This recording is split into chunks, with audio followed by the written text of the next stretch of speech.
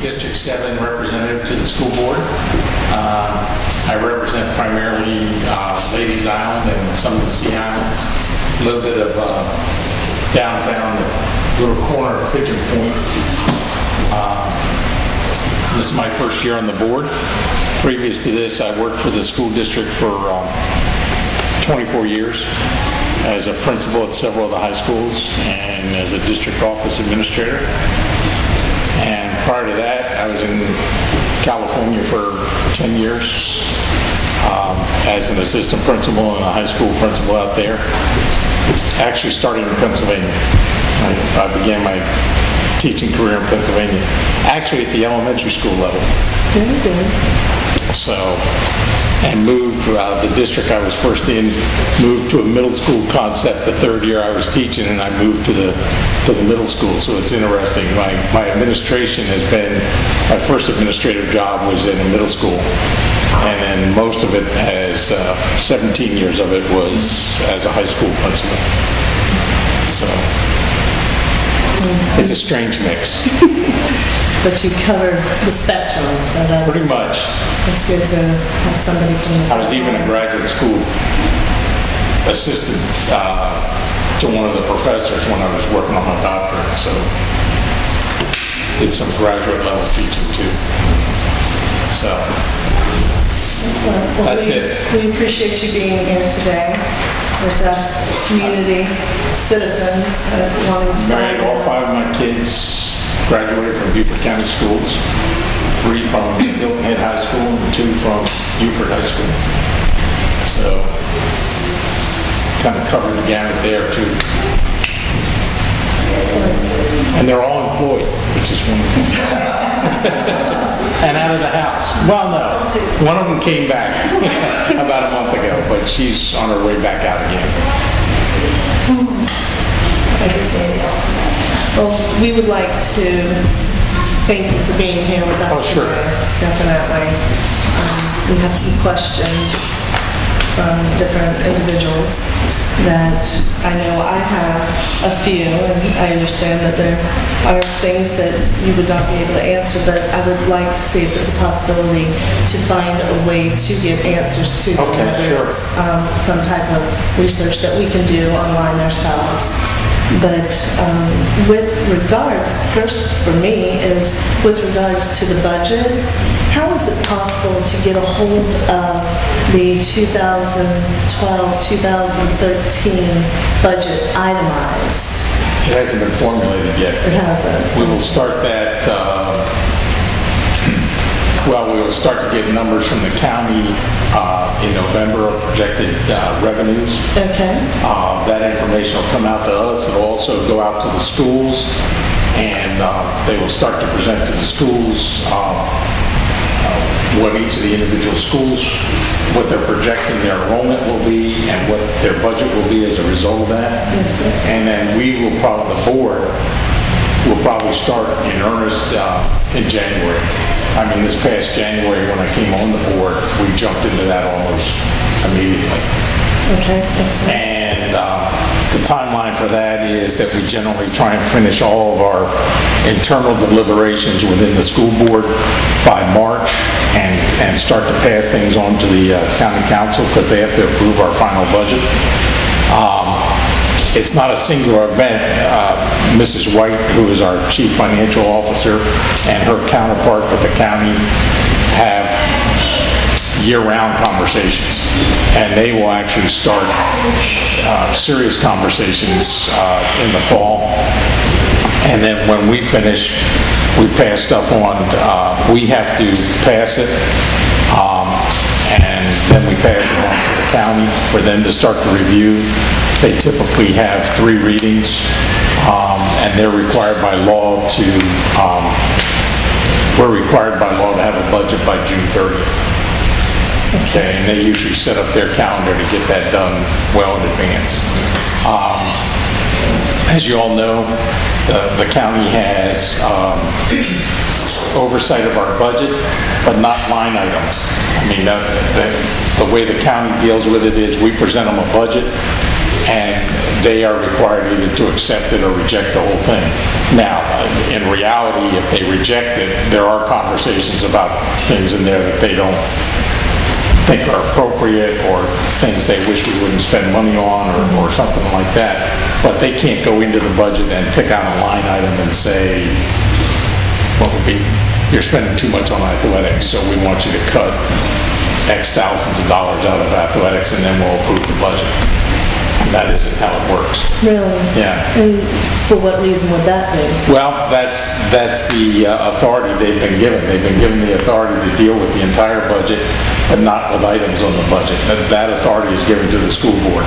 But like I said, in reality, I'm not sure when they have ever, well, I know when I was working for the district, there were times when they turned down our request, and we would go back. And I'm sure in those conversations, there are specific things that they speak to and say, well, we wish you weren't spending money on this. Okay. And you understand that there's two very separate parts of our budget. There's the operating part, which is what we deal with every year, which this coming year in 11-12 is going to be right around 174 million. And that's the operating budget of the district. I mean, that pays the salaries for that year. It pays for gas for the buses, the utility bills, you know, the custodial contracts, all of that, okay? Then there's a totally different budget for our debt service, which is the money we pay for the debts incurred primarily in two ways. Either through new school construction, okay, or we are allowed under state law to have what we call 8% projects. In any given year, we can borrow up to 8% of our operating budget to do capital improvements, and that money usually goes for things like school painting, putting new air conditioners on an existing building.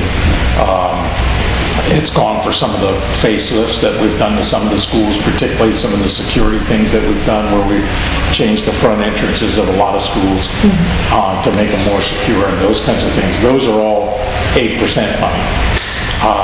And it shows up on your tax bill two different ways. I mean, if you own a house, and it's your primary residence, you don't get, under Act 388, you don't get taxed for operating funds, but you do get taxed for debt service. Okay, so when you get your tax bill from the county, it's probably got several different items on it. It's got what the county's taxing you for to do county services. If you own a business, then you get operating tax for school, or if you're a second homeowner, non-resident homeowner, you get taxed. That all came under 388. And then everybody gets taxed on debt service. And debt service is not something that, under the law, we identify our debt for construction and stuff, and the county assessor must assess that. I mean, it's not a negotiated thing like our operating budget is, where the county council reviews it and says, well, yes, we'll approve 174 million, or we won't approve it. The debt service is a requirement under law. So you know, one of the things that constantly comes up under debt service, and you'll hear us talk about trying to protect our fund balance, which is basically a savings account, because we are constantly renegotiating, basically refinancing, just like you might refinance your house. We're refinancing a lot of that debt service when we can, and one of the things that is advantageous, at least right now it's advantageous, in keeping our reserve balance at around 15%, is that we get a strong credit rating, and we're able to negotiate better interest when we have to borrow money. The other borrowing that we do is what they call TAN bonds. These are tax anticipation notes, and this is basically the money that we use until the tax revenues start to come in. Okay, so right now, your tax bill for the upcoming year hasn't gone out. It won't go out until November. But we've got to have money to run school right now. So we get tax anticipatory notes, okay? And that covers us until the revenue actually starts coming in from the tax bills. Believe me, In my head.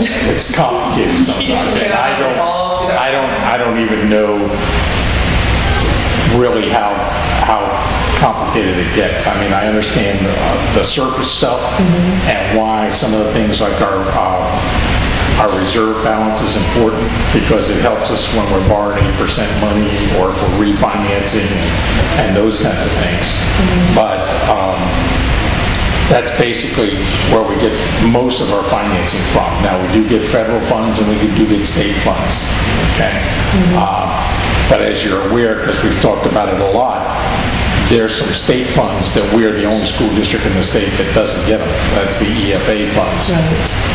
Now, thanks to Senator Davis, we're getting a little money that we've never gotten before, and he's put us in a position to get some additional money going forward for we're going to get a little bit in 11-12, and then we should be able to get more in 12-13. Makes sense.